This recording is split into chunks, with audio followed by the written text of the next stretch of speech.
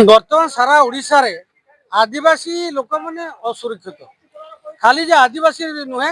सारा ओडिशा रे बर्तमान महिला नारी एवं नाबालिका प्रशासन संपूर्ण भाव में आज विफल। काकबंद आश्रम स्कूल रे जो विषाक्त खाद्य खाई पिला माने मरले अनेक आश्रम स्कूल रे नाबालिका माने गर्भवती होउचंदी केटी धर्षण रे शिकार होउचंदी केटी टांगी होइके मरी जाउचंदी एभली अव्यवस्था निज आदिवासी मंत्री को जिले में स्टॉप फाटिकी 5-7टा पिलांकर आखि कान नष्ट हो गला लुचेकी रखाई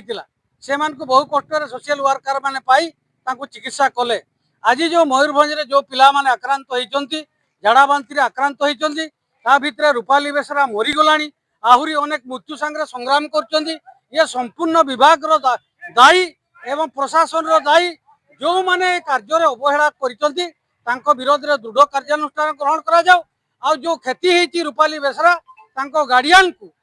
50 लाख टंकार साहाय्य दि जाऊ। जिते कटक रे जो अग्निकांड रे मृत्युवरण कले मुख्यमंत्री सांगे सांगे घोषणा कले 25 लाख टंका लेखाए ये तो झील पिला ये 5-7 वर्ष झील भविष्य में कौन केते बड़ मनीष होता किए कहूँ तेणु आज क्षतिपूरण बाबद 50 लाख टंकार दाबी करा जायछि।